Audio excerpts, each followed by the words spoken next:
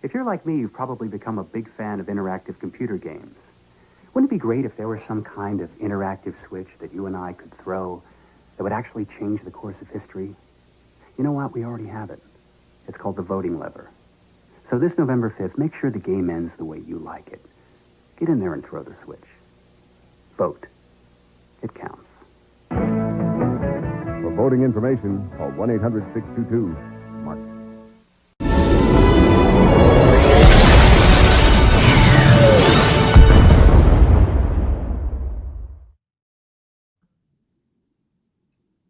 You know, when he said, make sure, I guess the game ends, I honestly thought he said, make sure the game ends.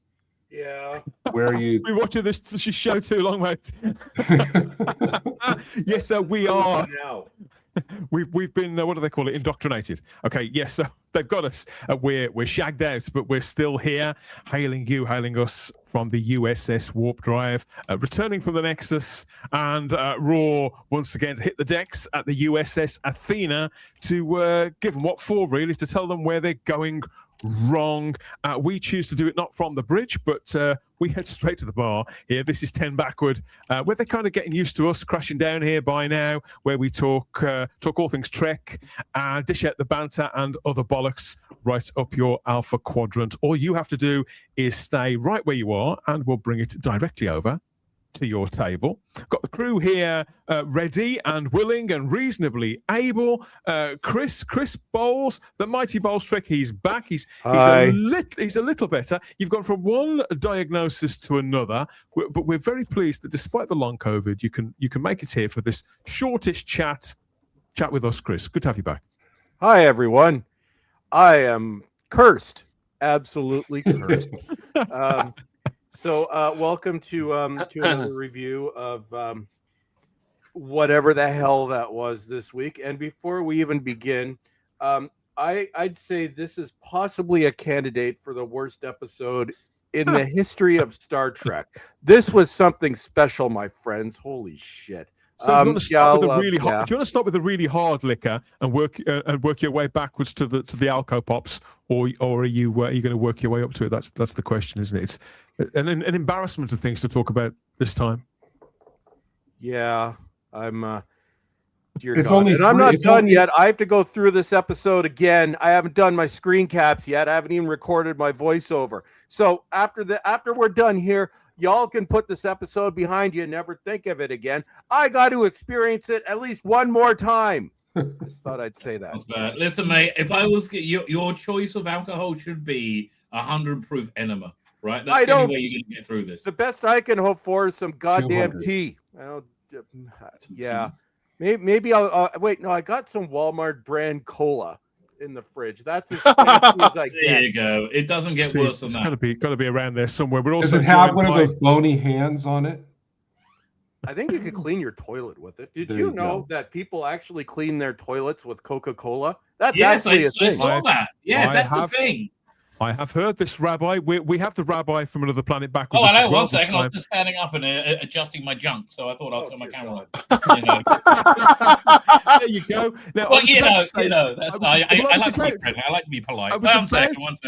Junk adjusted, ladies and gentlemen. Welcome to Life Journey.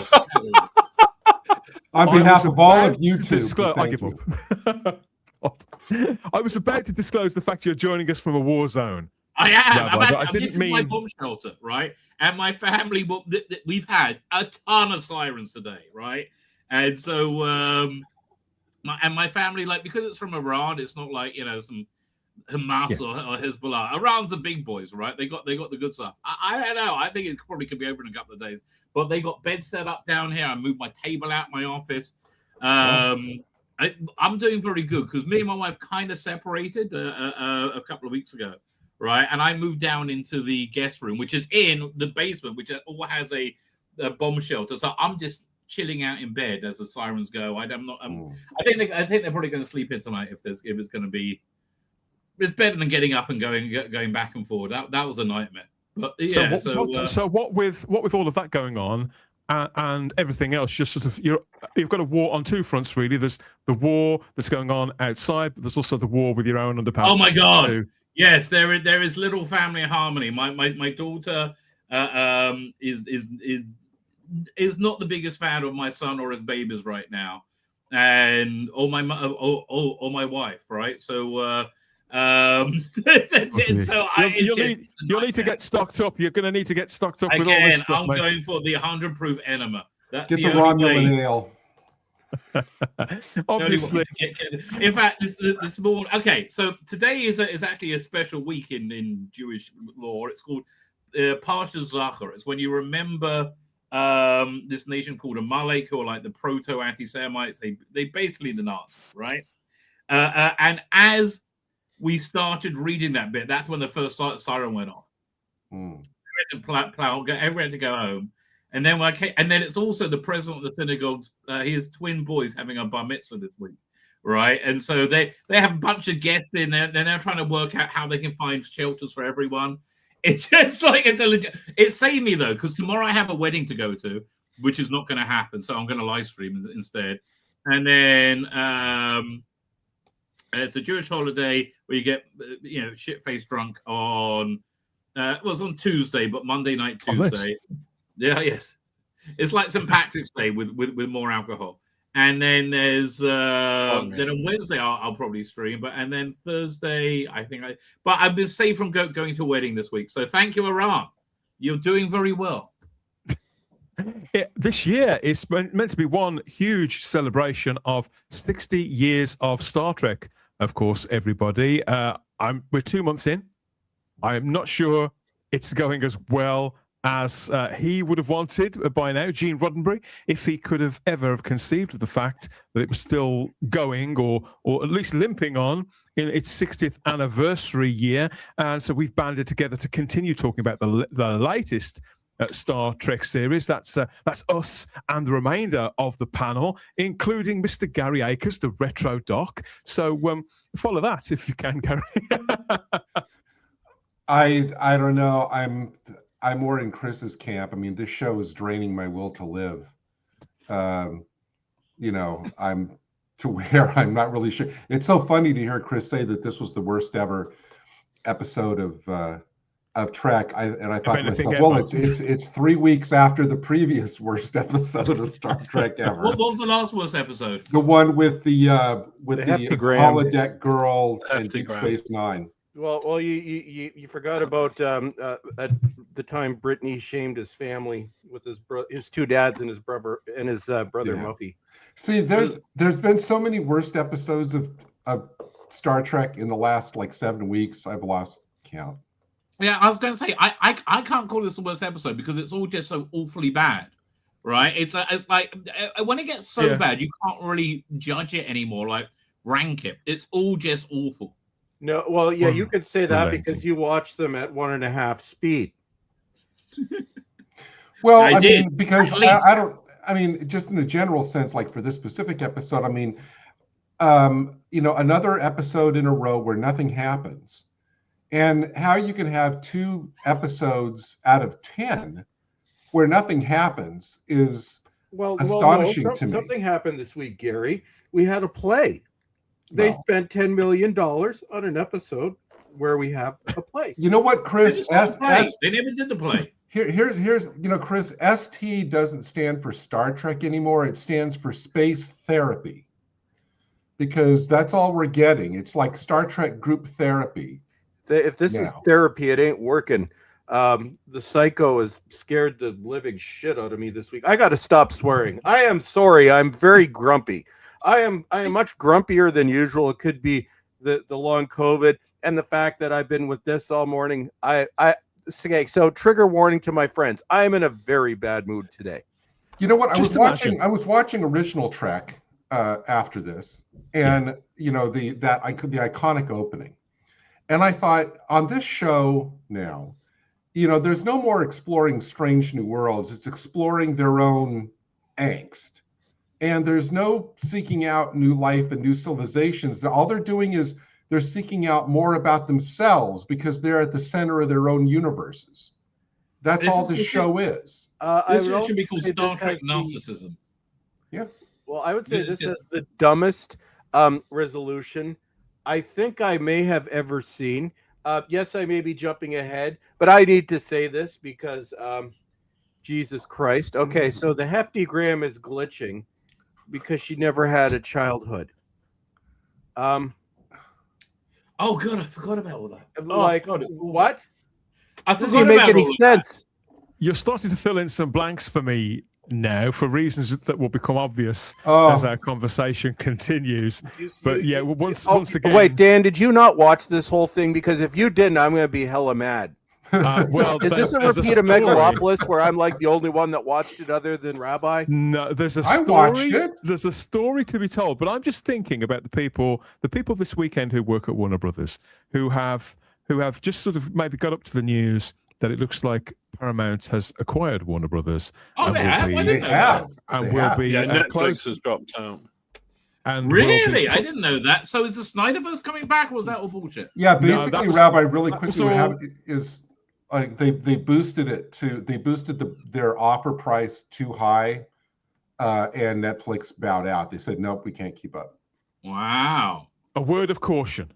All of that stuff about the Snyderverse coming back is the invention of obsessive reactionaries on our side of the aisle who will not let Zack Snyder's Snyderverse die or Henry Cavill's Superman pass into movie history simply because they don't like James Gunn and they're a bunch of little bitches.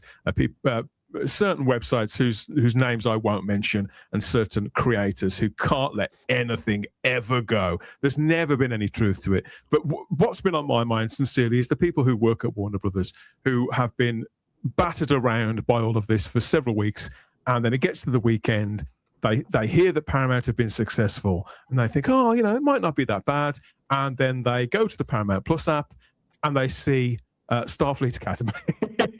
You think, oh God, no! You'd be checking your LinkedIn, wouldn't you? You'd be making sure you were all up to date on your connections and your CV was sort of brushed up and all that kind of thing. So we're going to talk about the very latest episode of Starfleet Academy now. I think we've held off the pain for long enough, David. I haven't even said hello to David. David's here on the panel. He's made it after all. We thought he wasn't going to be able to make it because of his root canal surgery and various places he's got to go, but you've been able to clamber aboard anyway, David. So welcome back. It's good to see you. Thank you. By the time this conversation's over, mate, you may end up wishing you were still under the anaesthetic or under the knife. Well, I think if they'd given me this as an anaesthetic, I think I would probably still be under.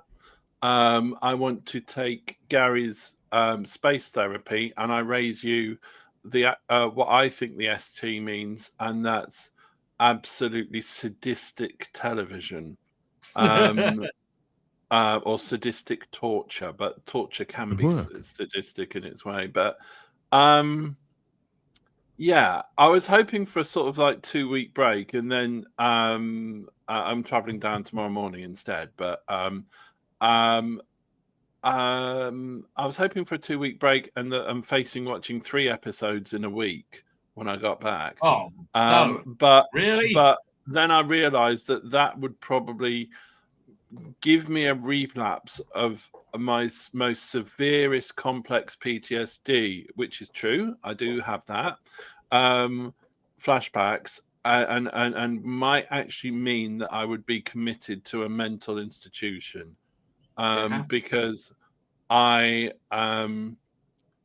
not an expert in trauma, but I've, as one of my psychiatrists said, when I produced, he went through all the trauma I've witnessed in my life. It's 400 to 500 instances of probably the worst trauma things that anybody can see. And he said it was akin to being in several war zones over a 20-year period. So when I see fuckwits go to try and explain trauma and trauma-related symptoms and how people deal with trauma in a piece of work such as television, I get pretty angry, because they haven't got a Scooby-Doo. And if they'd done any amount of research with anybody that had gone through significant trauma, they would not have put out the absolute dross that they have put out, which is an insult to people a few short years ago from it. A few short years ago, David, and just before we get into the bulk of the conversation, I think this is an important point. Now you've brought it up. A few short years ago, if there was any fictional TV series or TV movie, or oftentimes a movie was screened that connected with issues that may affect members of the public watching, there'd be, at the very least, there'd be some sort of statement after the fact. A slide would be on screen with maybe a contact phone number, or there would be an acknowledgement from somebody who was an expert in that field to seek further reading, or a website to go to, or something. And now you've mentioned it, I can't help but notice that as the virtue signaling has consumed all of media, and as they have looked to topics like this to mine for cheap content, really, to fill up their terrible dramas in a kind of faux sympathetic and wise way. They like to present this stuff as if they know everything about everything all the time. The lack of care that they take in preparing the material, or in the consideration for those of us out here receiving it, whether we've been through such a thing or not, it's noticeable. It's been a big, big drop-off. And I know that it's probably difficult to do that on global streaming platforms, but I'm sure that if a studio that's capable of mounting a production whereby each episode costs X amount of millions per episode, they can, between them, come up with some sort of set of phone numbers or contacts or websites that could work for everybody. And how can this cost? It's especially. I can't believe it. And especially, I just wanted to come back on that point, if I may, Dan. It happens all the time in the UK, especially on live broadcasts. They have action lines, they have all this, that, and the other at the end of the program, which is fantastic for people to get help. But the one thing I took from this, which I felt, my God, I cannot believe they are doing this, and I appreciate I might be jumping the gun somewhat, is when they have said that, and they were correct in the fact that when people go through trauma, it is likely that the ones with the issues are the people are after a period of time. Okay, they haven't recovered. But what they have said, what they did get not correct, is the fact that you've got the Chancellor saying, well, they've had all the counselling, they've had all the therapy, they've had all the support, and they're still not getting better. Now, when you have the main reason for people still suffering after that period of time is because they fell through the gaps of that initial support, therapy, counselling, and then either skipped that or weren't flagged for it or weren't given the initial support and are still and because it is unprocessed, it leads to that trauma flashbacks and the trauma suffering and the issues explained. Also, they are all experiencing the same sort of thing. Everybody's brain is different. Everybody's brain processes trauma differently. Everybody else reacts differently when they're at the bad stage. And it was just general sort of, well, everybody's behaving like this. Well, no, that would not happen like that. They were treating it like it was a sort of contagion. And that's the thing. It reminded me of the episodes like The Naked Now, Naked Time, that kind of thing. And all surface level, nothing of any great worth, very, very flashy as these things always are. And as we've seen with several other shows that try to do similar things, it doesn't work. You expect more from Star Trek because they were in many respects, Roddenberry was the originator of this model of science fiction storytelling, wasn't he? Totally. We are, of course. Sorry, we've got to get into the book. Can I just add one more last really short point, and I promise it'll be short. When the counselling and therapy doesn't work, you don't stop it and go to a fucking unqualified person who is not qualified to give that support. You change the therapist. You find another qualified person to try that. You don't just stop. You don't stop it and start thinking that the arts and theatre can solve it. That is a fallacy. It's such a stupid idea.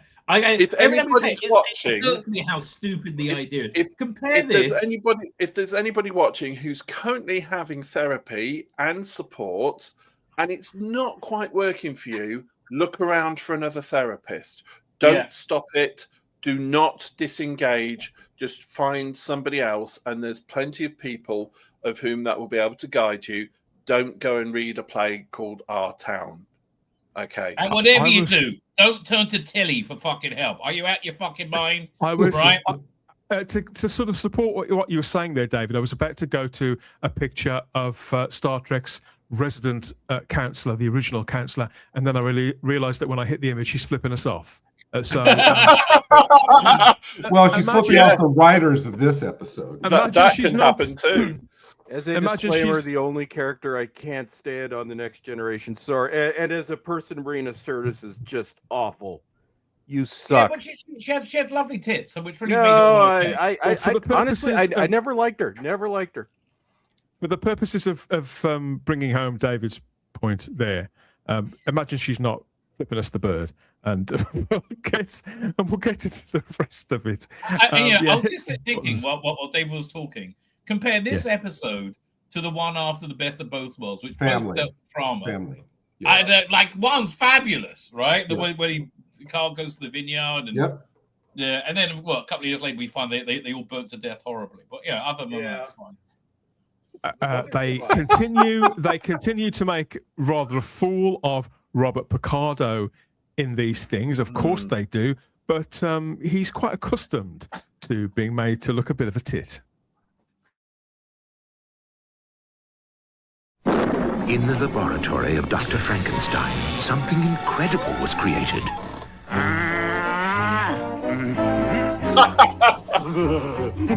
The great taste of pure milk chocolate and delicious peanut butter.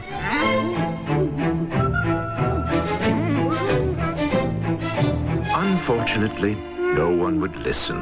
And so the world would have to wait for the two great tastes that taste great together in Reese's Peanut Butter Cups. Sorry about that. We're happily heading into the final straight now. I think Robert Picardo could be just as pleased as we are to hear that. No, that's just wrong.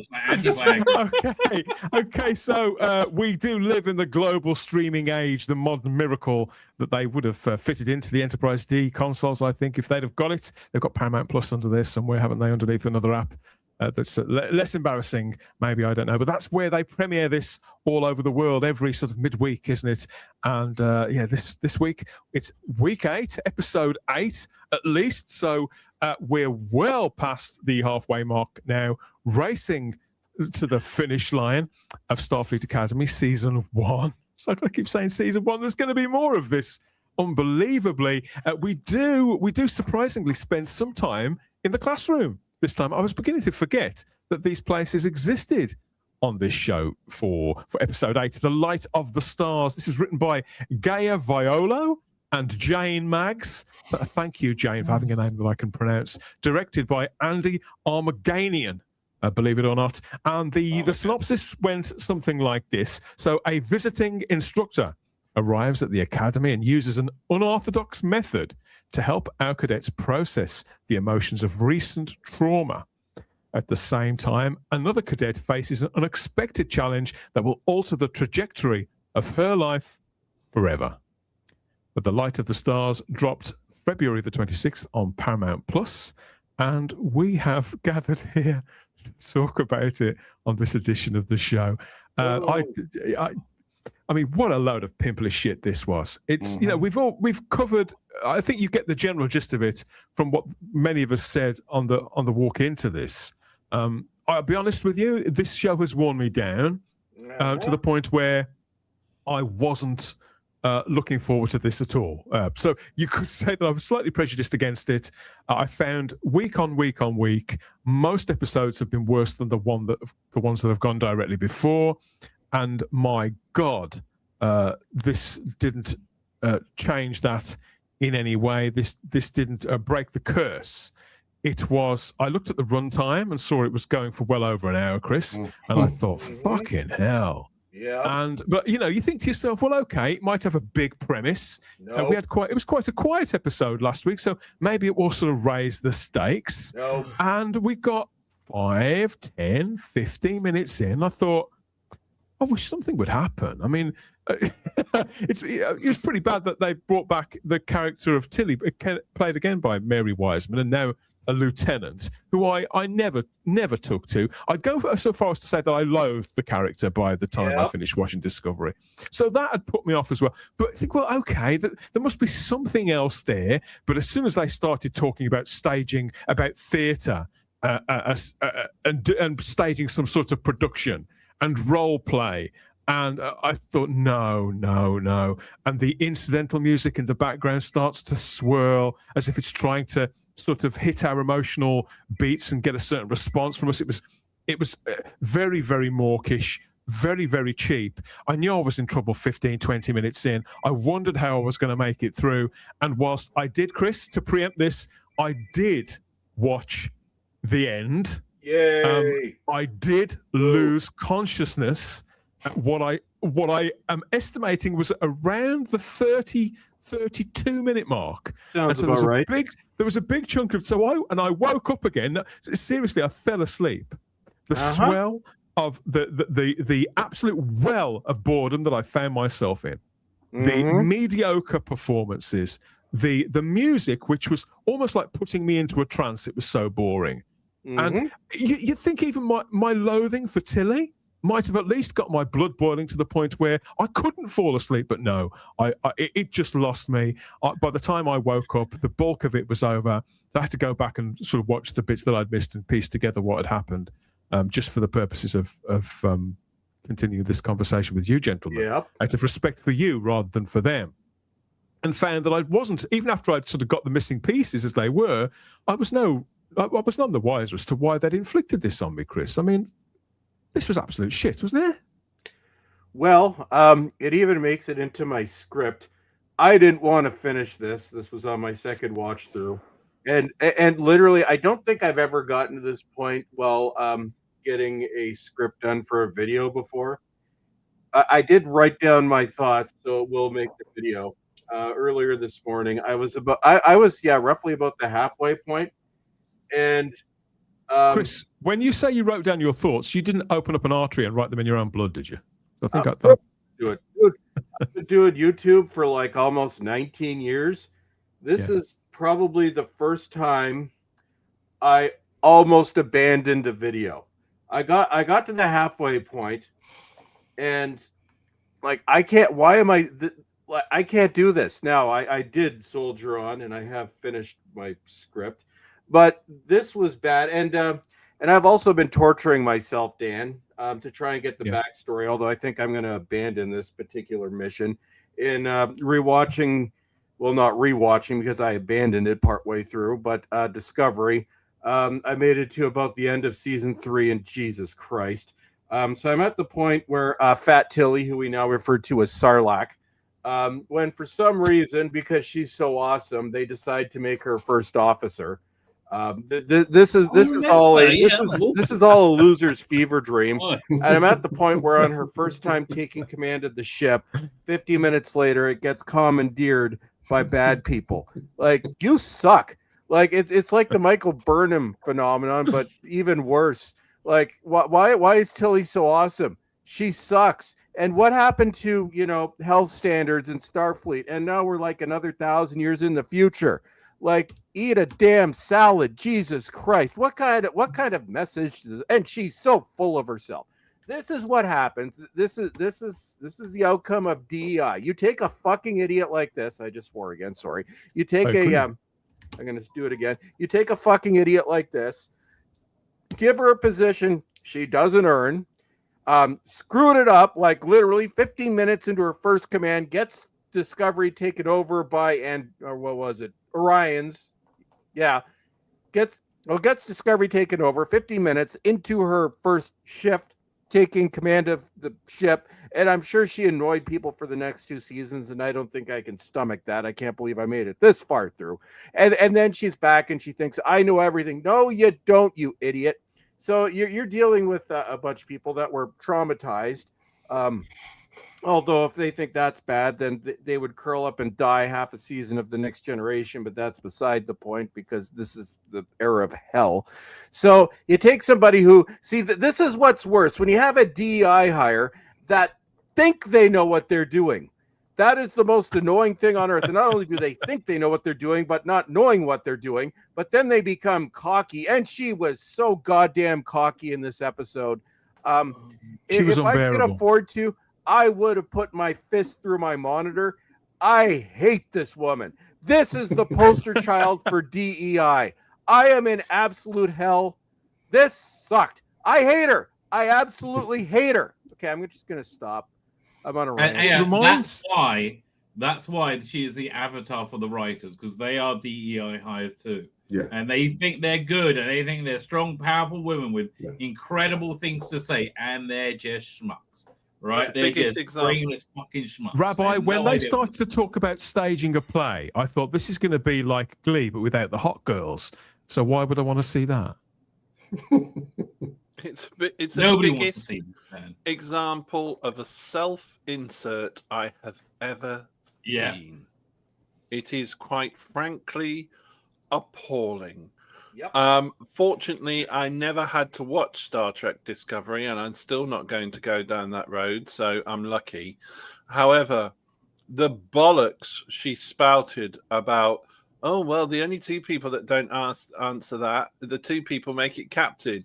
Bollocks! You don't have to perform Macbeth to be a good captain. You have to be a skilled diplomat and to be able to think on your feet. You don't have to sort of like be able to bloody reenact Lord of the fucking Flies.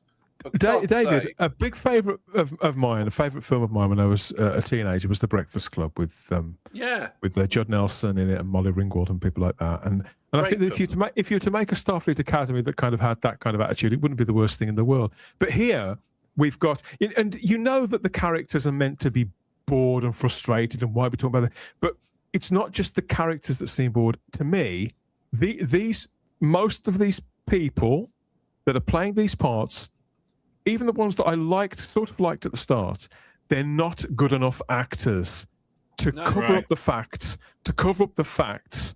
that the actors look bored by this material, Gary. So to me, they looked like they were bored. They didn't understand any of the things that they were being told to say. There was no energy about it at all. You know, I first want to say that I actually gave up after about like the second episode, being triggered by all the canon violations, and then I just started being triggered by the weekly lack of internal logic about how these writers clearly just do not communicate with each other on what's going on in each other's scripts.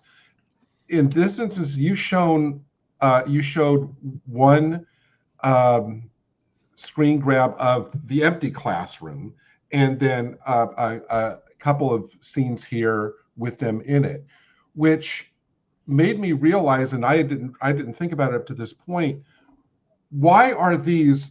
I already know the answer to the question because of the fact that we've got to focus these on the main characters.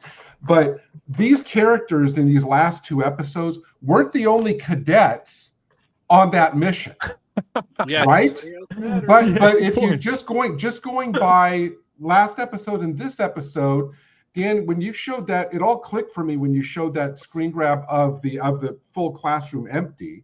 Why are these cadets the only ones being treated when they weren't on the mission? Why? Obviously, because they're the main characters, and you don't want to have a lot of other extras just kind of like sitting around. But this is what I'm talking about, complete lack of internal logic. Why aren't they treating all of the cadets on that mission as opposed to our stars here? That just makes well, Gary, no sense realistically, I mean, I know the idea is that they're restarting this program. This is the first classroom of cadets on the Earth, the first graduating year of cadets on the Earth. But surely, if that mission was such a disaster and so many people were so damaged by it, wouldn't they have sent them all home and for an extended period and had a drastic rethink about the entire operation, the way that the academy is run, how the training missions and things like that, and look to the people who were in charge on that occasion? There's not been any comeback, and any of the moronic characters that are supposed to be the authority figures, the people who have a duty of care over these younger people. Nothing has been mentioned about any of that at all throughout this. It just pushes it on. I think, was it 2 episodes ago? So they were on that. Yeah. The Mizuyaki, I can't remember what it was called. So, and I thought that was a strong premise for a shipwreck to retool that as a training mission for away teams. Made perfect sense to me. I like the kind of haunted house aesthetic, and I thought that could have been fun. And to spring something like this out from that isn't a bad idea.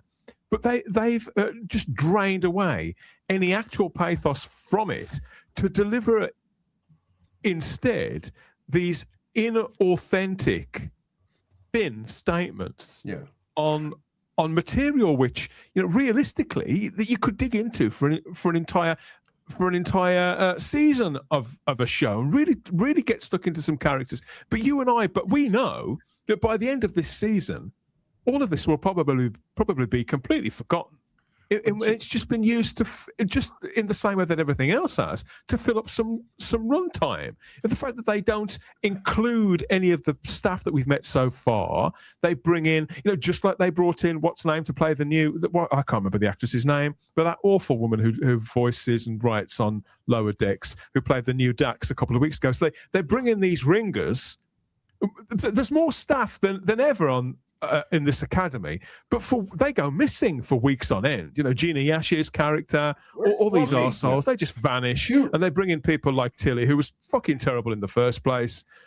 And we have to sit through it was unbearably bad. And in a season of immense frustration, this was just amateurish, unengaging, and really, I think, the bottom of the barrel so far, which is saying something. 2 episodes of this navel gazing out of 10 is just baffling to me. You have the main character, Caleb. He's been all over these last 2 episodes, but considering that the one kind of semi-occurring character who actually died, the Vulcan War College guy, died protecting him, and yet I haven't heard a single line of dialogue where he's reflecting on the fact that this other cadet died to save his life. Not one. Nope. And all this goes to what I mentioned last week, is that these writers are fundamentally incapable of world building. I'll bring that up again when we start talking about the Sam part of the story. The fact that you bring Tilly back in, who, by the way, I thought was an engineer, when she transferred over to theater arts therapy, must have been off screen. I thought she was an engineer. But the fact that I will say, in general, that there were, I thought, a couple of overall, yes, the acting is still amateurish, with a laughably ludicrous reason to shuffle, to push Jaden off stage because he doesn't have anything to contribute to the episode by giving him a cold at the beginning. I thought, oh boy, that's right. I thought that was going somewhere. I thought, you know what, that Rabbi, that was like the equivalent if this was actually a theater play of getting the hook and just pulling him off stage because I'm saying the reason that they don't like harken back to it was Jaden, right, who was saved by the Vulcan, wasn't it? No, it was Caleb, I thought. Yeah. Oh, really? Caleb. Oh, well, he can't have any faults in him. He's like a Gary Stu. Oh, right? well, and the thoughts, Rabbi, that Caleb did get this episode was just I mean, talk about, I don't even know that this isn't dialogue that was written. It was more just kind of like crapped out, where he's there talking about he's there with the Betazoid princess, and she's kind of trying to act, she's doing her best to act like she's drunk. And then he starts talking about like blockades of cerebral blood flow, and that your brain dilates as blood vessels. Then the next thing, you're in a bed so tight that you can survive in the vacuum of space. I'm sitting there just going, what in the hell is he talking about?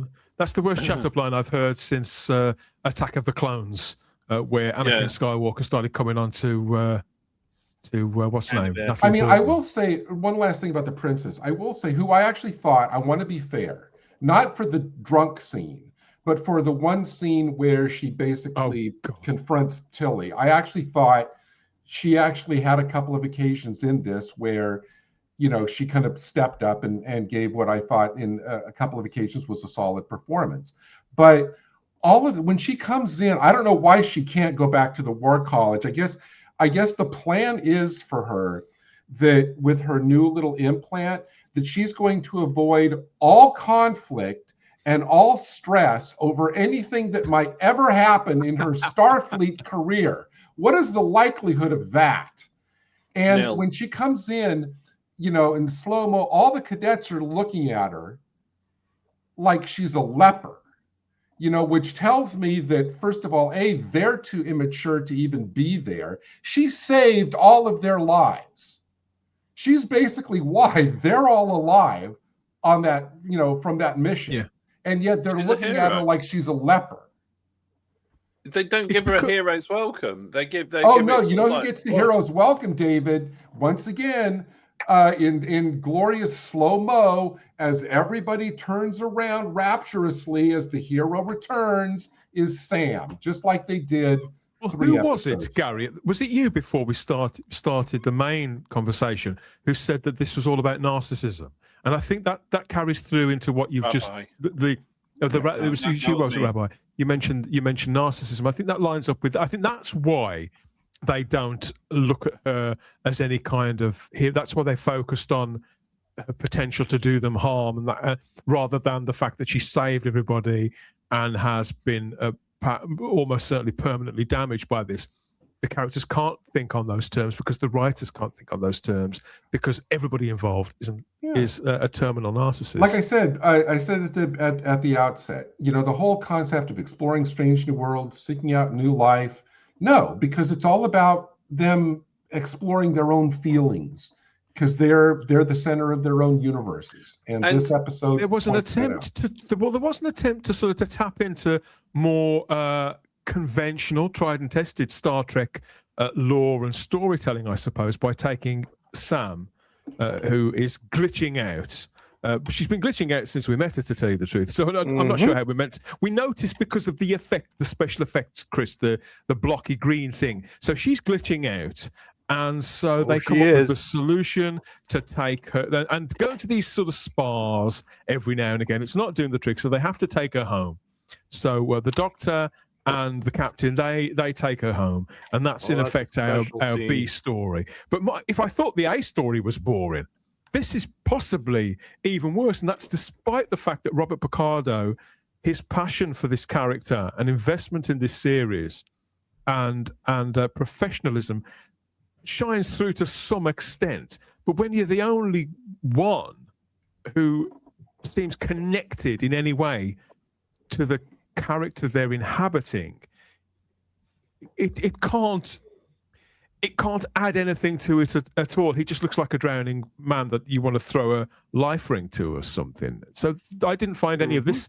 I didn't find any of this any more absorbing. Because what I remember about 90s Trek, Chris, is that if on the odd occasion if an A story wasn't engaging me, the B story always would. But I don't get that with. I haven't got this with any new Trek show. Come to think of it, but this run in particular, and it was most stark, I think, here because you could see they were really trying to evoke the balance maybe of 90s Trek.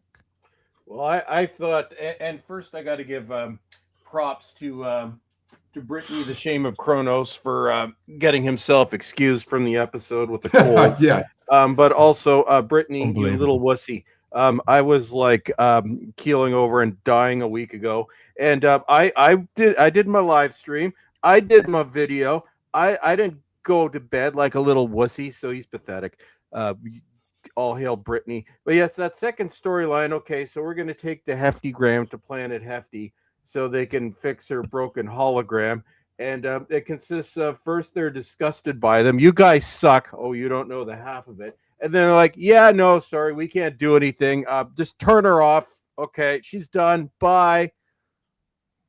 Yeah, I actually laughed at that. I'm like, wow, they just turned her off. That's pretty cool. I was hoping that was going to be perfect. Oh, me too, Rabbi. I was like, please. Please. But you can put her in sleep mode? Fantastic. Dumb, and I can't go on enough about how stupid this is. So like literally, so you saved the Heftygram with the power of love. and also writers, just a question. Unless this is something from Voyager that I blocked out of my mind, but the brain doesn't, the math doesn't add up. So when did what the hell Picardo, a hologram, have a daughter? That was in an episode. That was in an episode called Real Life. Which one was that? Because it's probably one of those. That's where he. Season. Yeah, he basically kind of creates a family but the daughter dies because he wants to experience having a family. I think it was like season 6. It was called Real Life. And the other episode that they referred to, where he goes down onto the planet with accelerated time, that was an episode called Blink of an Eye.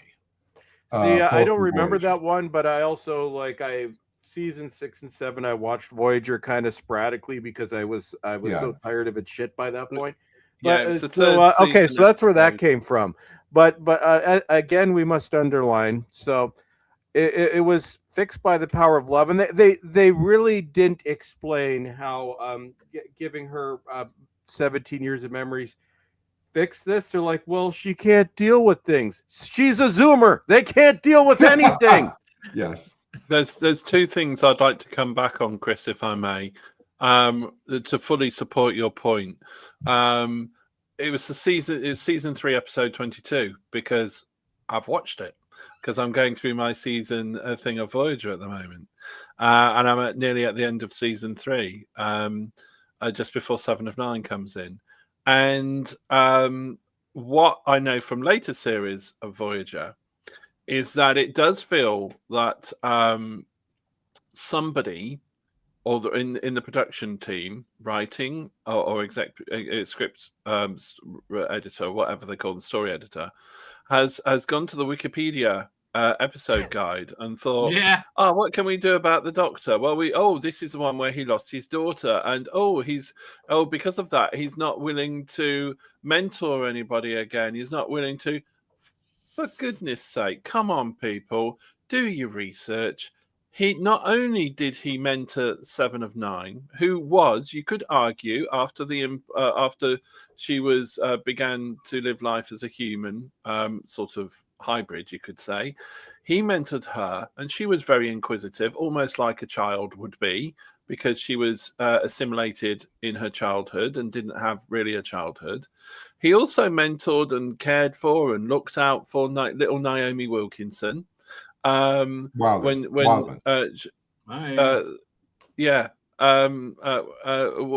she was in there, and also the other kids that ended up on Voyager 2. He also continued to mentor Kez and look out for Kez before she left, which happened after it. And the other point was Noga Landau, one of the exec producers, over this thing, dared to almost say, well, this is sort of like the death of Spock moment when Spock came back. Yeah, she has said that. Would you say Who said that? Noga Landau, one of the exec producers. Oh, she's that is actually hilarious. Because it's a Sam 2.0, like we had Spock 2.0, didn't and she hasn't. They haven't quite put the link in there, but there has been that suggestion too that because they suggested about Spock. So Sam is almost like, you know, coming back from the dead like Spock did, which are two completely different things. And one more, whilst I'm on the original sort of thing of the original series and the movies, you put up earlier that image of Tig Notaro on the bridge in the captain's chair, and she yelled out, "You've got to work together." The last time we've seen one of those sort of simulations, I do believe, was at the start of the Wrath of Khan, where they had Sarvik in the captain's chair. So one of the cadets is the captain. They make the decisions, and everybody else will report back to the captain. There is never been a scene I can recall on a starship bridge where there is somebody not in command giving instructions and asking for suggestions as what to do. So that whole scene at the start where they're all, I don't know what to do, I don't know where that is, I don't know, you know, that we've never seen anything like that, because it doesn't happen like that, because we've not been given that scene before. So that whole scene to try and suggest why they're all bickering, and that it wouldn't have happened in the first place. Well, had they not had the previous episode where Genesis got temporarily booted out of the pre-command track, chances are she would have been the one picked in the, you know, because she's the only one of this motley bunch that was on a pre-command track. You're giving them too much I credit. actually did think that you know, Bob Picardo was actually, again, all of this is in service to a fundamentally flawed premise, but I thought that his callbacks to Voyager, I thought, were pretty good. But that scene with him and on the shuttle as they're going over, where Sam starts going, "Oh, I want to fall in love. I want to eat 6 hot dogs," or whatever kind of crap that she was spouting. That doesn't work for me, because in my opinion, she is a terrible actor.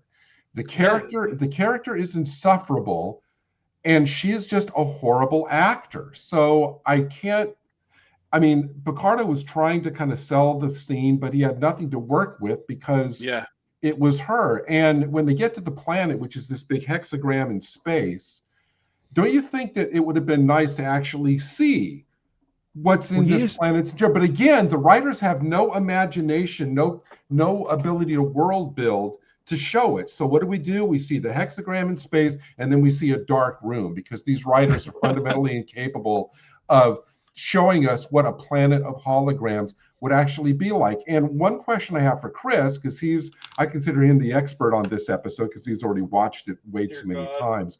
Why does Sam have processors that are overloading when she's a hologram? Well, so she got herself all blowed up a few weeks ago when the psycho made the enemies explode. So she went to see the best peoples for the job in Starfleet to get her things fixed, and given that this is my point is she's a hologram. She doesn't have processors. She's not data. Well, they didn't explain this. All we know is that the people that fixed her sucked at their jobs and they broke it.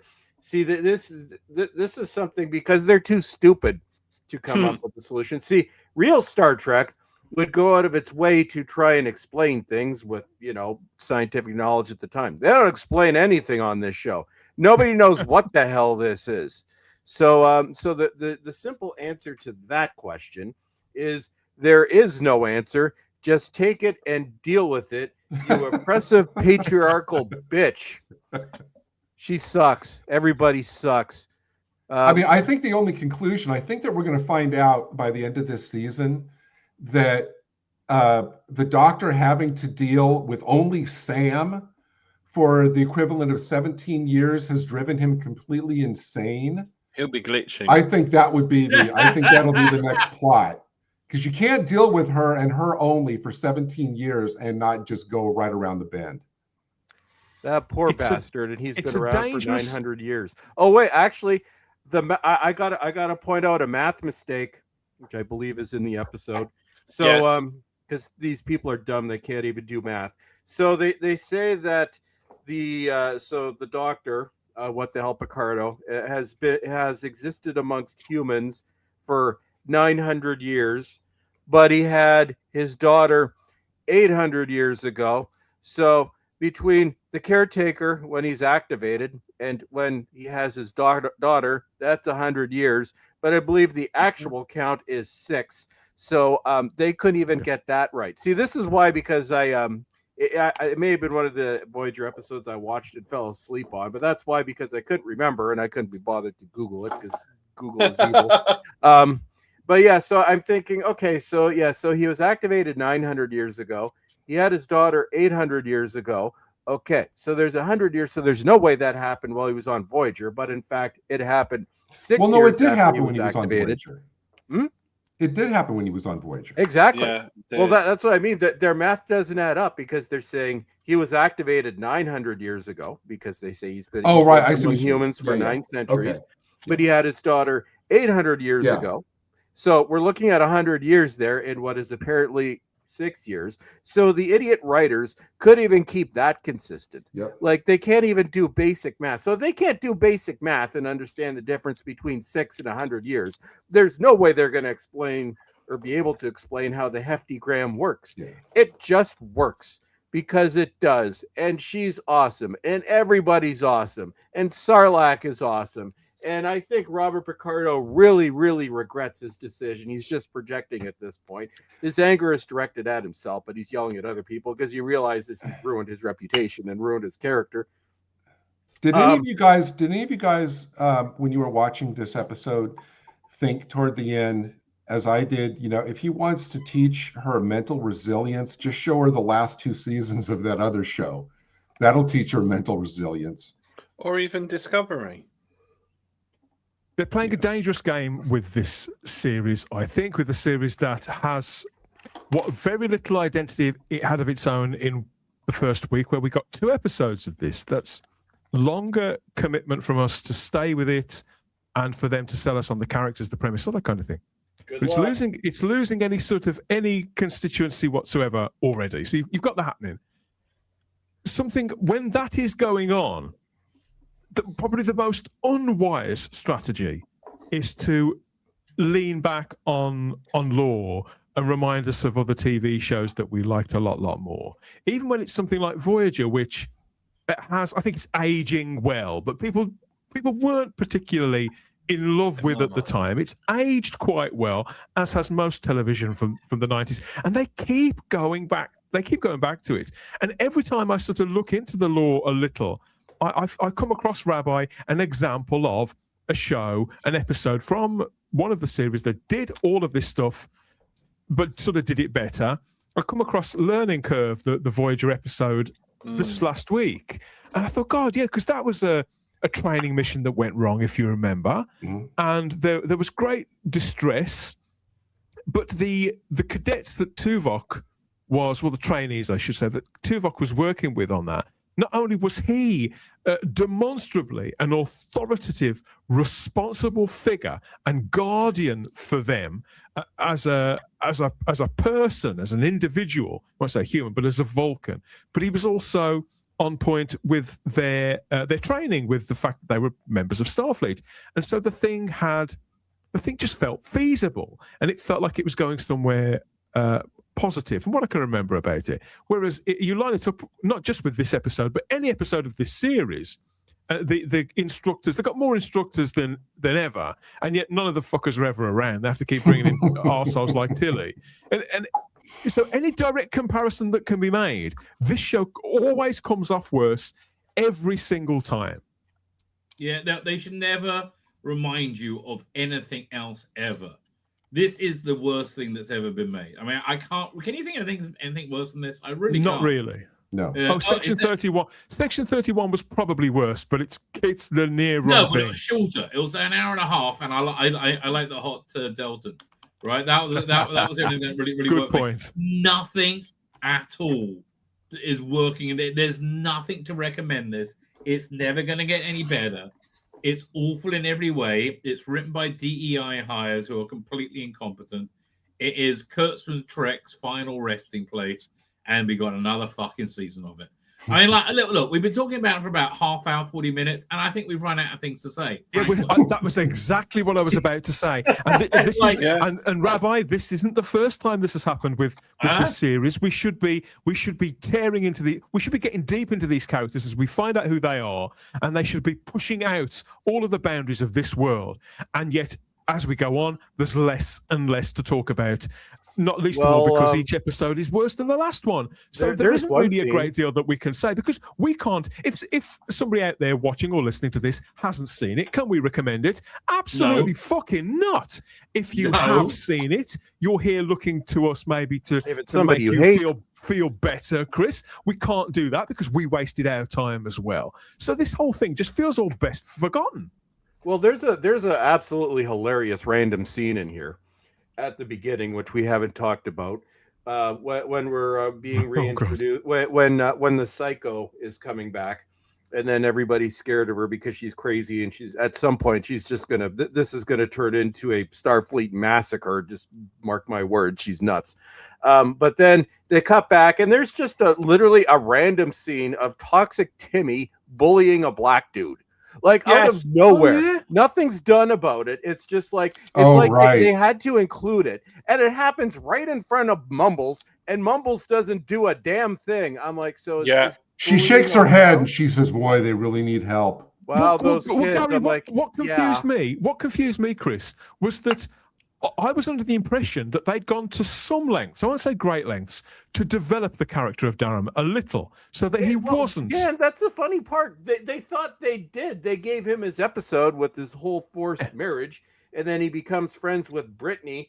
And you think, okay, he's had a journey. And then in the next episode, they have him bullying a minority, like actually getting physical with them. So there's no character development, or did you writers not talk to each other? Because I think that's kind of happening. Oh yes, I think the second episode where Mumbles gets drunk. I think it just doesn't matter. Like the continuity errors between not this and the rest of the Trek, but this and it just doesn't matter, right? This is just content. It doesn't matter what it is. They just need like about an hour to fill up. Nothing matters. No one's going to watch it. I mean, I think it's come out a lot worse than they thought it was going to, right? I think the execs at Paramount are massively humiliated. But like, who gives a shit? Again, we got we got 2 more weeks ago. Do we know what next episode's about? I don't think I want to know. Well, I'm assuming it's going to be focusing on one of our friends. Nothing is going to happen. Mumbles is going to be drunk because she's been drunk 2 episodes in a row now. I think Mumbles has a problem. I think the psycho is going to scare people. We're going to have some more god-awful romance picking up Zoomer bang time scenes with her and the degenerate. No, you know what it'll be? It'll be Tig Notaro and the Jem'Hadar lady. They have a big fight, and the cadets have to band together to get them back. Plumpy hasn't been seen in 2 episodes. She's on the run because she ate Portly Dan. And speaking of people who haven't been there in the last 2 episodes, we haven't seen hide nor hair of a Combadge girl since the mission. So maybe they did boot her over to the gardening section. But I got to say, just really quickly at the end, so there's this big goodbye scene with Tilly, and Captain Holly is like, "Thank you so much, thank you so much," and I'm sitting there going, "What did she actually do?" Nothing. She actually says to Tarima, "Oh, you don't want to be the ghost girl, and I'm really sorry for what happened to you." And then Tarima, who I actually think was good in that scene, storms off at the end. And then the next thing you see is the cadets themselves sit around and mope for a while. Then they decide to stand up and read the play. And then she comes back. Tilly had nothing to do with that. So it's like, what did Tilly actually did? Absolutely nothing at all in this episode. No, just took a paycheck. I was actually one last thing, and then I'll stop. I was so annoyed by Sam once again in this episode, especially in that scene where I said she was just a bad actor. As I was once again just kind of doodling during this episode, I started making a list of actors who I thought were better actors than her, young female actors. I came up with the girl from Small Wonder who played the robot. I thought she's better than Sam. The girl who played Punky Brewster, I thought was a better actor than Sam. And the twins from Full House, any of which I think are better actors than the one who plays Sam. Well, I want to know that. I'll start it off by saying this. We're all aware of the infinite monkey situation, whereby generally, if you've got an infinite amount of monkeys with an infinite amount of time, with an infinite amount of typewriters, eventually they will come out with the complete works of Shakespeare. Not even an infinite amount of monkeys with an infinite amount of typewriters with an infinite amount of time could come up with the following line. Of course, everything matters, but nothing matters. What the God on earth was that horrendous piece of English? If I'd have given that to my old English teacher, Mrs. Rushforth, who was a frightening lady, but a wonderful teacher, she would have given me minus marks. I would have failed that paper if I had written anything like we have been watching over the last 8 weeks, especially the line, everything matters, yet nothing matters. It's pseudo. She would have just looked at me and yelled for 5 minutes. She wouldn't have asked you to take a bow then, or to. No, she would have probably thrown items at me too. Okay, and also, I'm not being a conspiracy theorist. With that whole, oh my goodness me, you must go and quarantine. I thought Colds had been eliminated by the Starfleet medics in the far future. Kyle gave it to him. Well, they have, David, but excuses for getting out of a bit of work haven't. Yeah. Okay. Yeah. And the fact that she says you better go quarantine was that a slight dig at people of whom may have really sort of criticized some sort of ridiculously overzealous COVID lockdown? No, David, look, you're overcomplicating it. Basically, what it was is they're in the writer's room and somebody says, wow, Jaden doesn't have anything to do with this episode, but we got to explain why he's not there. And one of the other writers goes, oh, let's just give him a cold. Oh, okay. Boom. So I'm implying that's the level of thought that went into it. Right. Sorry, I was implying a level. I was implying a level of thought there. Yes, so sorry. Well, somebody want to tell us where Plumpy is? Where's Plumpy? I haven't had Plumpy. Where's Dan? Well, yeah, that's my theory, but they've never explained it. She just disappeared. She's getting all dolled up for her date with Tig Notaro. Where are the entire bridge crew? You know, I mean, I know this show isn't about the bridge crew, but we've seen them several times. They just vanish as well. Well, we only saw Portly Dan once, and he was introduced like he was going to be an important part of the episode. I'm like, here's Portly Dan. Yeah, and you do know that you know that character is a woman. That's played by a woman. No, Dan, that is not a woman. That's Portly Dan. It's Portly Dan, and it's going to stay Portly Dan. He likes pie, and he's been missing for 7 weeks now, and we're very concerned about Portly Dan. But yes, he's there, but he vanishes. Like the last time we saw him, he was looking not very happy because they took away from his pie eating time when what the hell Giamatti invaded the ship, and that was the last time we saw Portly Dan. And they were setting up Portly Dan to be something on the show, and it's like, what I don't know. Did he realize what he was in? Characters come in, characters come out, and nobody knows what's going on. But we always have the degenerate each week, and we have Mumbles each week, who's always drunk off her ass. It's always a pissed. fun time. Always pissed. We ought to be the ones that are pissed. I don't know about anything else after 8 weeks of this. I think we ought to all contact them via email and social media, however we can. But we just get blocked, won't we? What am I talking about? Maybe we are looking at this completely wrong, everybody. We need to change our perspective. And maybe we've got it all wrong. I don't know. Perhaps the people in the live chat who are watching us on Rumble and YouTube, maybe they'll feel differently. Maybe we'll have a different range of opinions when we take the temperature out there in the fandom with the rest of the potential audience for Starfleet Academy.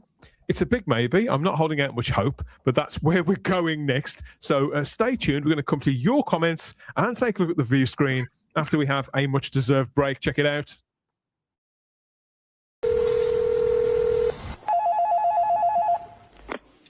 You've reached the home of Leonard Nimoy. Anybody but Bill Shatner, please leave a message. Oh, this is William Shatner. Leonard. Will you pick up? I want to invite you to the roast. It's going to be fantastic. Pick up the phone, Leonard. Hello. Leonard. Billy. Great. Bill, are you in trouble? What do you mean? I saw something on TV about your toast. Roast, you idiot. Turn up the sound on your hearing aid. Oh, Bill. Those roasts are terrible. You shouldn't be doing that. That's not for a dignified person like you. A roast is for a pig. No, I'm not dignified. It's a celebration, you know, and I want you to be part of it. Why are you doing this? Is it for the food? What is it? Leonard, it's a roast. They get a bunch of Comedians nobody's ever heard of. Few B-level celebrities I've never met. Bill. Some train wreck in a dress who used to be hot. Bill, I'm not going to do that. And everybody makes fun of me. It's going to be so much fun. I think. Billy, let me tell you something. You know how much I love you. Yeah. You're like a brother to me. I know. Right? And I consider you a very important person. Well, I'm really moved. I really am. I really admire what you've done with your career. Are you reading this? Or? No, I'm talking to you as a human being, schmuck. Now listen to me. I'm going to do you a big favor. Yeah, what's the favor? I will not roast you. Oh, Leonard, come on. Well, the answer is no. I care about you too much, Bill. Oh, Leonard. Bill, yeah. Live long, prosper. Oh, live long and prosper. I love you. I love your family. Yeah. Give them all my best. Oh, well, I'll do that. All right. Thank you, Leonard. You're welcome. Take care. You pointy-eared pussy. Eat my balls. What? I'm still on the phone. Does that mean you've reconsidered? Get out of my life. Douchebag.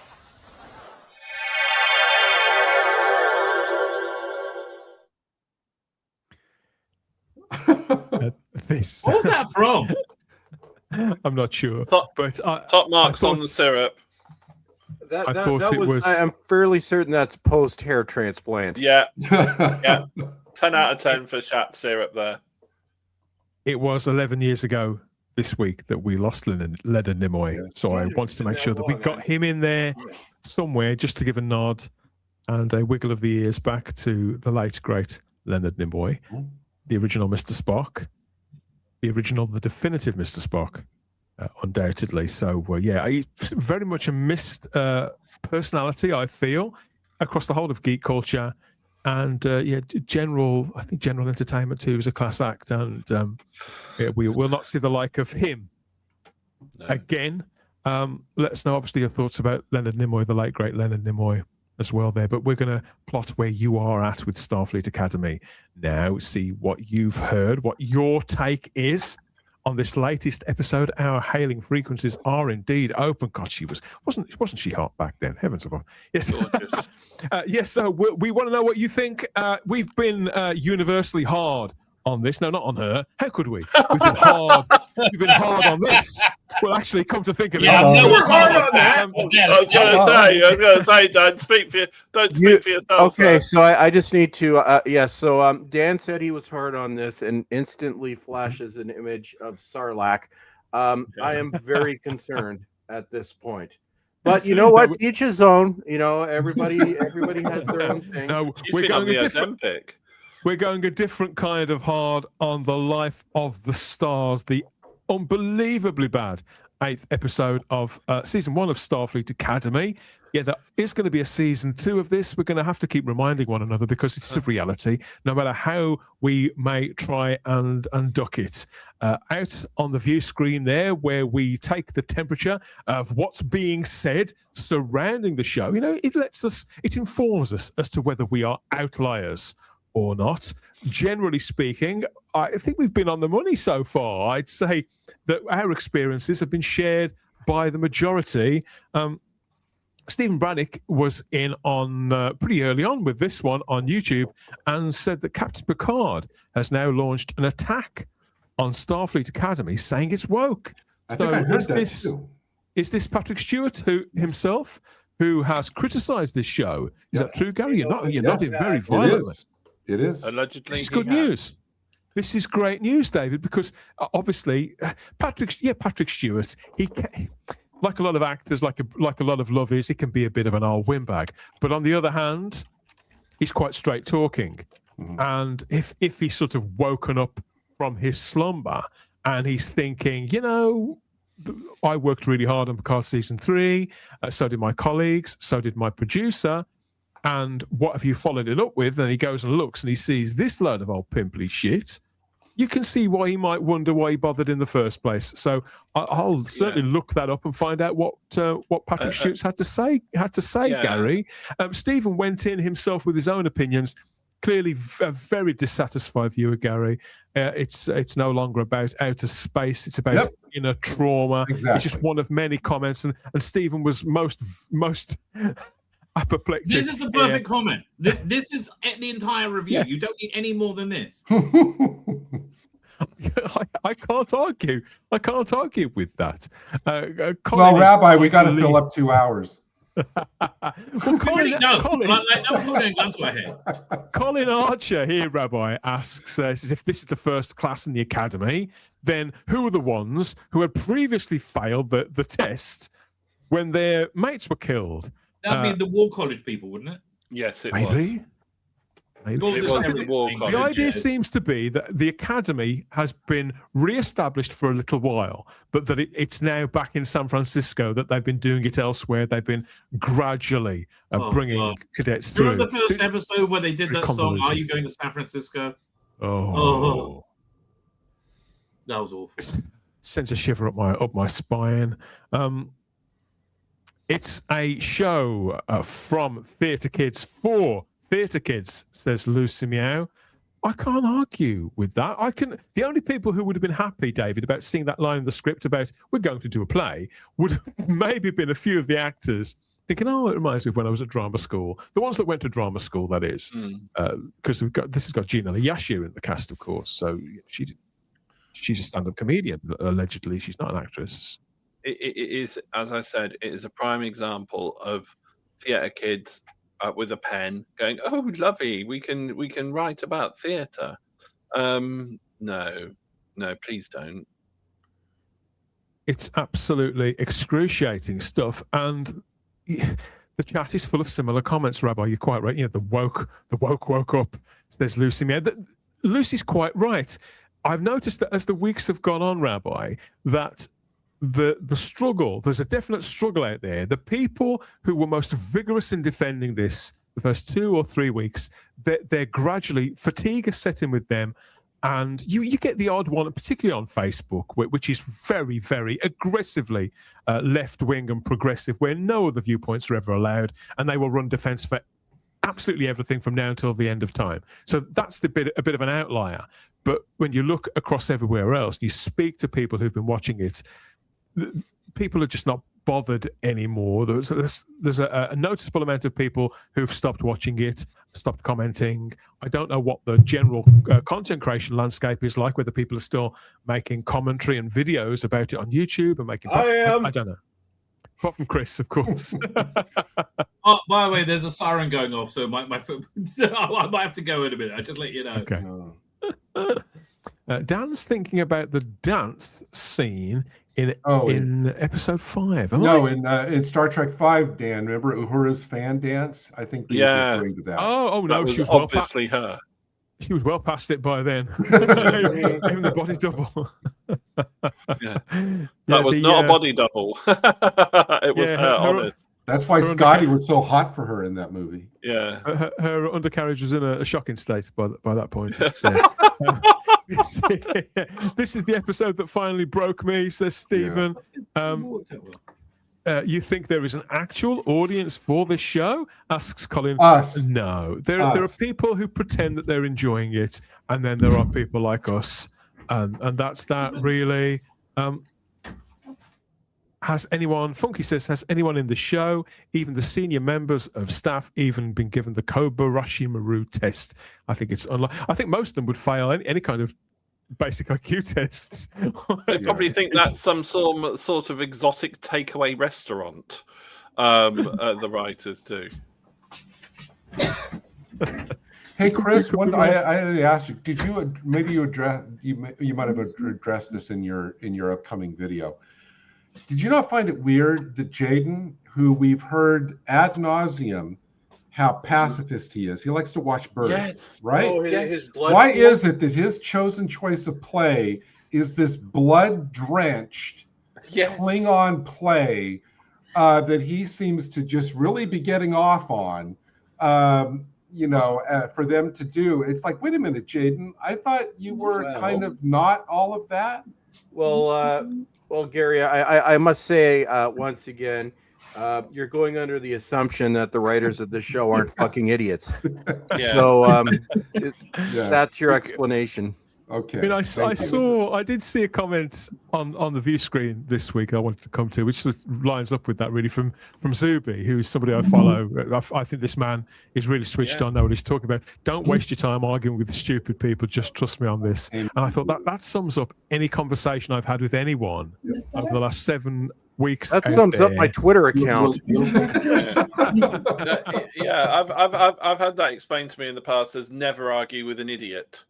Because there is just literally no point, because it just causes frustration for yourself, and that's even without dealing with the drunk scene that we've not. Well, there's a difference, isn't there, David?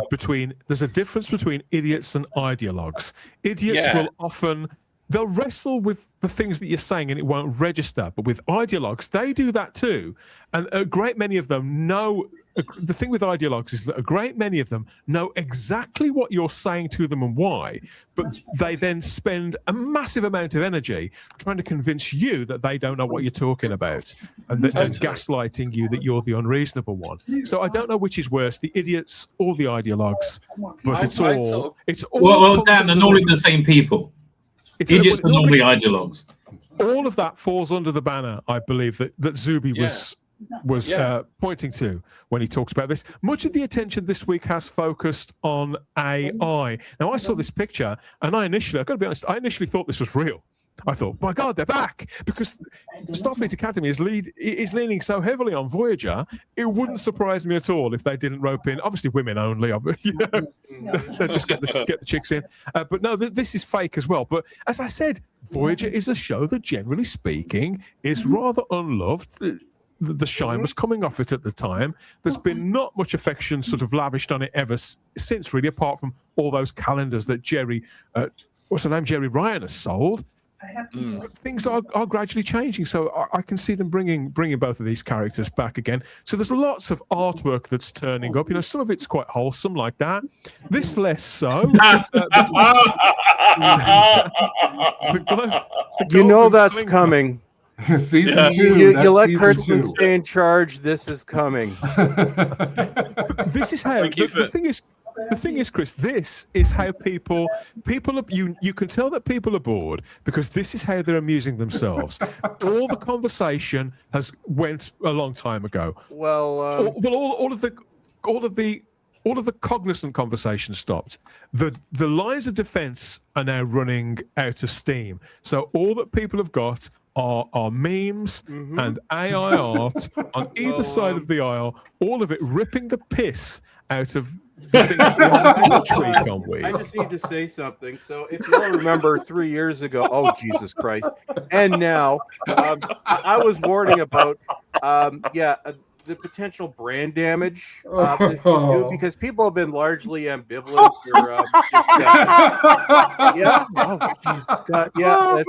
Timmy, you poor bastard. But people have been largely ambivalent to Star Trek, or haven't even noticed. They've been ignorant. Nobody's ignorant anymore. Everybody knows about Starfleet Academy. my gosh. Oh, that's where I am. Don't worry about it. It's normal. Don't worry. Everything's fine. Okay. Well, sort of. Okay.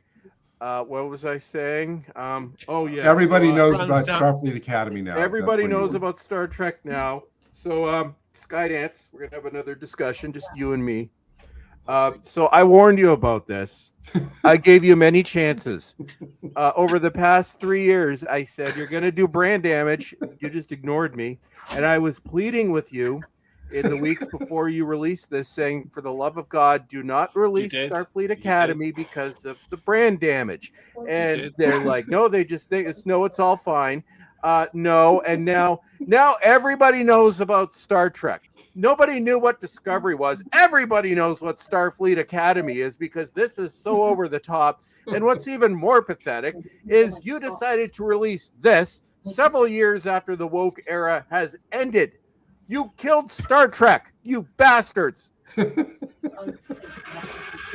a good point. Yeah, I mean, we did think it was all over, and shows like this, I feel, are the outlier when you consider stuff like Tulsa King and Landman and various other shows that people like. Gary, woke is dead, and these are the last tracks of it bleeding out and hitting the drainage. But unfortunately, it's these franchises that we care about the most that have been hurt the most, and therefore they're having the longest, most protracted of death scenes, I suppose. I mean, every week it's like, I finish watching one of these episodes. It's like, well, it can't get any worse. And every week they're like, hold my beer, because then it does. Now, and I find it curious that they don't even release trailers for the next episode until like 24 hours. Until that is weird, isn't it? Until 24 hours before. Totally. So it's like they wait until the absolute last minute to release any kind of trailers. So obviously we don't know anything about this next penultimate episode, but we do know that, according to Wikipedia, that it's written by, this is episode 9, Kirsten Beyer, who gave us that super fantastic Sam episode a few weeks ago, but it's directed by Jonathan. It's directed by Jonathan Frakes, who is a very capable, gifted director. So at least this next episode will be well directed. That's not saying much though, because he directed many episodes of STD. Yeah, but he's overall he's a very good director, but it's still shit. The thing the word that I latch on to most about your statement there, Gary, which does hold some comfort, but the word that I find most attractive, that just dances across my ears and gives me hope, is penultimate. Penultimate. Yes. Oh, that's my word for the week. Really though, it's dude, blissful. We have another season, and then I guaranteed another 3 seasons after that. Well, Dan, let me clarify. It means that 4 of us have 2 more hours of this. One of us has about 15 hours. Thanks, man. Yeah, and I've got the joy of watching 2 episodes in a week when I get back from holiday. I'll trade you. You're going to need a holiday after that. Yeah. Well, I couldn't. And face 3 in a week. One interesting thing, because I was reading some clips from this episode, from this interview with Paul Giamatti, and I guess was done a month ago, whatever. Apparently, according to him, I think because it was right around the time last week because last Saturday was the last day of filming for season 2. Paul Giamatti then comes out and says he is not in season 2 at all. So that he said, his quote was, "If it comes back for his 3rd season, we'll see." It's like, yeah, Paul, we'll see. In other words, no. So the question is, Gary, which poor bastard do you think they managed to convince to be in season 2 as the villain? Eric Roberts with a walkie. He's got a walkie. Jinx I'm guessing. I'll guess Jinx Monsoon. That'll be my. Yeah, that makes sense. Oh gosh, who could I imagine? Roseanne Barr. I think is going to be the if she's still. No, she's not. She's not woke. They'll never hire her. She's anti-woke. I'm telling you, it's going to be next year. The villain is going to be Plumpy because Plumpy is going to be found out for eating Portly Dan, and then there's going to be a big interstellar search for Plumpy, and then Plumpy's going to realize that she's screwed, and then Plumpy is going to start a whole thing, and then Plumpy's going to get a big ship, and then she's going to cause all sorts of chaos. No, here's my guess. This just came to me. I was not holding this until now. This just came to me. You know what they might do? They'll probably, if what's his name, Giamatti isn't on it, it's going to be because the mom's going to come back in the finale, and she's going to be bad. The mom, his mom, will be the villain in the next season. She-Hulk? I think they're going to bring back the Kazon, and the Kazon are going to infiltrate the Alpha Quadrant. It'll be they've got to it always has to be about them. It can't be exploring with cool Star Trek aliens. David, what are you thinking? Have you not been listening? Okay. It's got to be about the cadets. No big bad villain. It's going to be the mom, because then that'll give Caleb a reason. It's like, oh, why is my mom doing this to us for 10 episodes?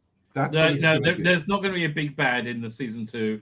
It's going to be episodic, continued, because they don't care. They needed the big name actors for the pilot. They're done now. They're not bringing anybody in. It's over. I'll be really surprised if they have anybody as an ongoing villain in the second season. So, Funky, here's what they're going to do. They're going to recast Captain Kirk again for a 4th time, and then that version of Captain Kirk is going to be the big bad. So people are suggesting Donald Trump could be the villain in season 2 there in From Lucy, because he's the villain in everything else. The villain could be played by William Shatner, according to Funky. I Am Your Servant suggests they could bring in John Davidson as a captain with a DEI crew. And Stephen Braddock suggests there's somebody who's meant to be an actor, but generally speaking, he sort of just wears funny clothes, really. A guy called Ncuti Gatwa, name rings a bell, that they could get him in to do something on the second season. And if he did, we'd never have known anything about it, to be fair. If they do another play therapy episode next season, then the play that they pick should be the one that Ncuti Gatwa was just in. He won't be able to be in it because he's with his knees.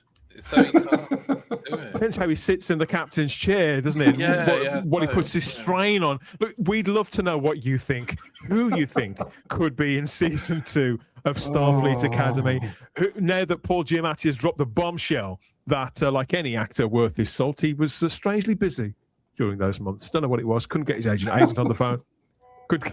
And that wasn't just a rumor. By the way, that was not just a rumor that I saw on Reddit. That was actually, I read transcript of an interview. I saw a part of an interview. Yes, I've seen it too. I can't say I blame him, to tell you the truth. I mean, who'd want to be involved with Starfleet Academy for any longer than is absolutely necessary? We feel bad enough about it. Rabbi and all we've got to do is sit here and gas on about it for a little while. I was going to say, not me. Oh God, it's just, I honestly. It's way worse than being bombed by Iran. Way worse. Kanye West will be the villain. Kanye West. Or they'll bring Kanye West in, and they can drop some hip hop, sort of like down with it, sort of like beats, and then he can be trying to corrupt the cadets with his use of choice hip hop. Is he the one that went Nazi for a little while and started selling? Yeah, a little bit Nazi. He went a little bit Nazi. He went a bit like that. Do you remember in the 80s and the 90s? You got people like Madonna who would reinvent themselves all the time. They'd go through phases of wearing like black masks, then another phase of like lots of religious iconography. We'd never had recording artists. I don't ever remember, for example, George Michael or Whitney Houston going through a Nazi stage. It never happened. No. It's sort of like, later when they're sort of like doing a sort of, I don't know, they might be doing a presentation of their career. Sorry, this was me in my Nazi phase. And, David Bowie had the Thin White Duke and Ziggy Stardust. Yeah. He never did anything involving sort of Heinrich Himmler or anything of that nature. He didn't sort of think, oh yes, I must start goose stepping in my videos for a bit. It's a curious thing. Ziggy played Ziggy wore How the did we start talking about this? Heaven knows. I think what it is, Gary, it's 7/8 weeks of Starfleet Academy cracking fever dreams, cracking us up bit by bit. There are, yes, Gary mentioned it earlier on, penultimate episode next week. Only 2 more of these assaults on the senses to come. How bad can it possibly get between now and then? We're in it for the duration, everybody. We're doing the full tour of duty. So the least you can do is hang on in there and stick the course with us. But that was our review of episode 8. What was it called? Who fucking cares? Introducing the Star Trek Fact Files, the definitive new magazine series about the Star Trek universe. Detailed files on every character, every alien, every planet. Blueprints of the starships, inside information on all the technology. These files take you through every Star Trek experience, from the first missions through Star Trek First Contact and beyond. The Star Trek Fact Files, the magazine series that transports you right into the Star Trek universe at your newsagent now.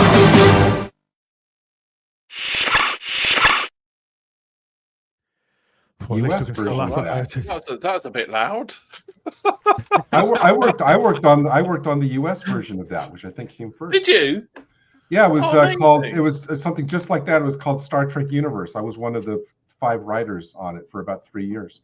Yeah, that's why I went and found it, because you told me about that before. So I thought, I'll show Gary. Thank you. I appreciate. No, I'd actually like to find some.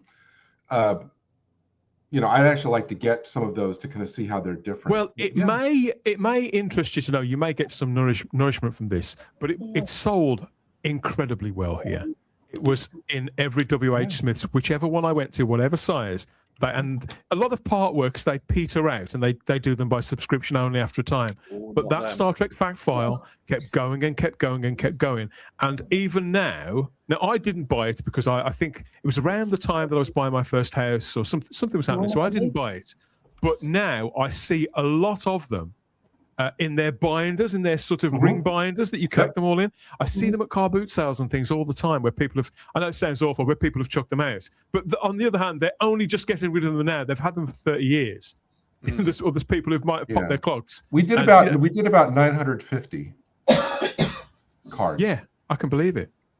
My newsagent, just a normal bog standard newsagent, said that he had about 40 or 50 people order them in because their shelf space was limited, so they would have 1 or 2 or 3, but he had 40 or 50 people, and it's quite a small estate, who would order those in every week, and it said it was one of his biggest sort of orders, because that's how popular it was. Yeah. It's not all been bad then, 60 years of Star Trek, because I think we could get down after the last 8 or 9 years in thinking that it's always been awful, but it hasn't. It used to be a good thing. It used to be supported. It used to be a distinguished brand. And maybe, I don't, who knows how the rest of the anniversary year is going to go. All we can do is hold on for dear life and endure the rest of this season, I suppose, without hitting the hard stuff too hard, as always with the last ones here. near enough. Anyway, it turns out Patrick Stewart has come aboard. He's come to join us complaining about the show as well. So we're going to find out what Patrick's got to say. We'll report back on that on the next edition of the show. I think we should have a proper discussion about whatever it is Patrick Stewart has said, because I'll be very interested to see where he said it, to whom, and in which contexts. And if he did manage to catch the light of our stars, well, no wonder he's pissed off. Absolutely atrocious. Only 2 more left. Chris, obviously, I'm really sad to hear that you're still suffering, mate. Look after yourself. We're all in our own kind of hell. Regarding your health and obviously making the content as well. So the people out there, the big Bowlestrek fans out there, the Bowlestrek Massive, they'll be out wondering, when's your video on the way? When do you usually drop them? What day? Typically, I would say midday on a Sunday. Usually, I drop it whenever I'm done, and usually I'm very angry and bitter when I do drop it. And and I'm always grumpy, but at that point I'm grumpier than usual. And you can all come get updated on my X account. People are mad at me because I tweeted a picture of a mushroom cloud this morning. Sometimes people get mad. So you could join me on the X. Yeah. God bless you, Chris. God bless you. Fun times, everyone. Look at the Heftygram. She's just so happy. Toxic Kimmy is being dirty. Girl Boss Genesis is going to bang half of Starfleet. Toxic. Let's see. Oh yeah, the degenerate. He's he's eating the Heftygram's hair, and Brittany is thinking that the women are yucky. You could be right. Were they implying that something's going to get started between Genesis and the Heftygram? Probably. No. The princess. No, the princess. That'll make it step up for me, that show. There's going to be a three-way between Genesis, the Degenerate, and Psycho Killer Kiskasei.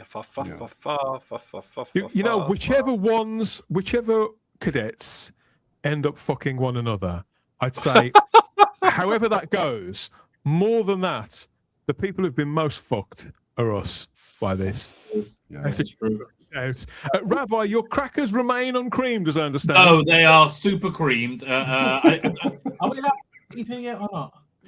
People who haven't ever seen this show before will be hearing some of these jokes and thinking, I'll explain. I am cream crackered. I am ready to bed. I go to bed. I'm not sure I'm allowed out of this room yet, though. We're still under. So I don't know what was going on. We'll find us in. But yeah, I think I am going to head off into the sunset. All right. Well, God bless, Rabbi. My thoughts and prayers are with you. Yeah. I'm sorry. Take care, my friend. Yeah. Oh, take care. Thank you. You've got food down there, have you, Rabbi? You're not going to starve. It's ridiculous how much food we got down here, right? It's you don't want to know. Here, one second. Before I go, let me show you what we had these new flavors of Pringles that nobody liked, so I adopted them. It's loaded potato skins flavor. Oh, okay. That sounds awesome. And they taste a bit like arse. Show us again. They taste like arse. A little bit, but probably like sour cream. This tastes a little bit more like ours, Philly cheesesteak. But the one I enjoy, dill pickles. Okay, these are good. These are great. For God's sake! That's how I'm saying. They are indeed awesome. Go crazy and have 3 of those at once and see how it tastes. I don't know. Pickles. Depends how long I'm trapped in here. You could end up as stoned as the Psycho was, Cootie Pants Dylan, the artist formerly known as Cootie Pants Dylan, now known as the Psycho, the genuine article. 1 shot and you're drunk, 2 shots and you're dead, and she just gets swigging from it. Who cares? I can't do this anymore. I have to go. Right? God bless you, Rabbi. Thank you, everybody. Take care. I was going to send you all, whilst you're all having to review what I'll do, because I'm flying to Tenerife to escape episode 9. Bastard. So I'll send you a little video for playing on next week's show, if that's all right, of me enjoying myself with in a sort of my own version of the Hollow Spa in Tenerife while sipping on a pina colada. Just to rub it in.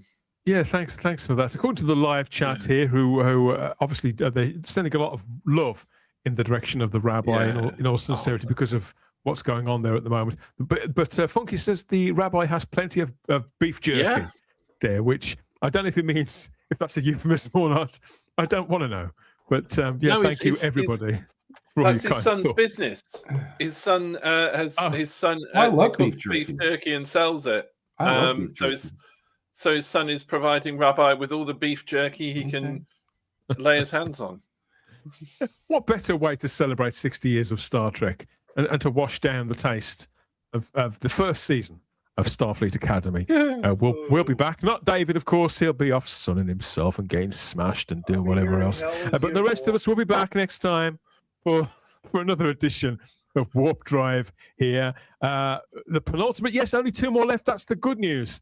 So be here to share our pain by all means and maybe brighten up your weekend or wherever it is that you catch up on this show, catch up on our other show, the sister show, Type 40 Live, The Big Who. That was fun this week. We had fun talking about the BAFTAs, talking about Reddit rumors, talking about the Five-ish Doctors too, and lots of other things. We managed to get into a couple of hours there. So if any of you are fans of the British show out there, I think you might be, and you haven't caught up on Type 40 Live yet, go and get that up on your screen.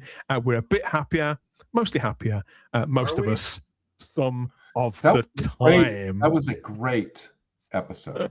Oh yeah, wonderful. It was.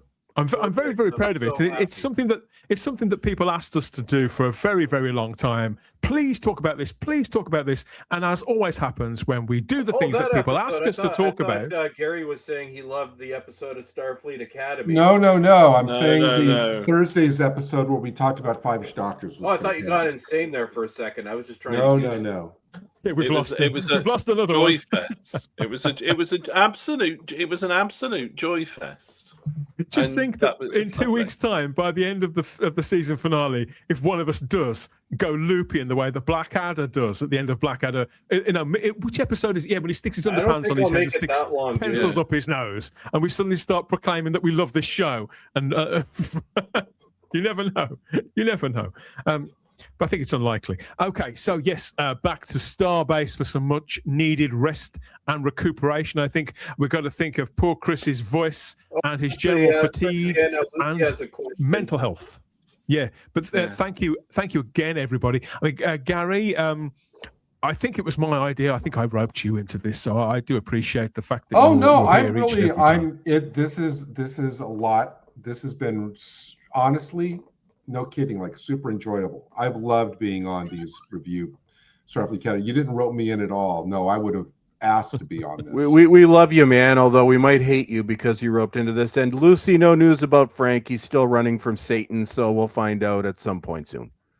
He can only run for so long, can't he, Chris? But thank you, everybody, for being on. And the Rabbi from another planet, as always. But it is time to warp out. I think I've had enough warping that I can take for yet another week talking about this show. The end is in sight out there, everybody. That's unless the Guardian of Forever decides to make us suffer through it all over again. You never know. We'll see you out there somewhere, maybe next time.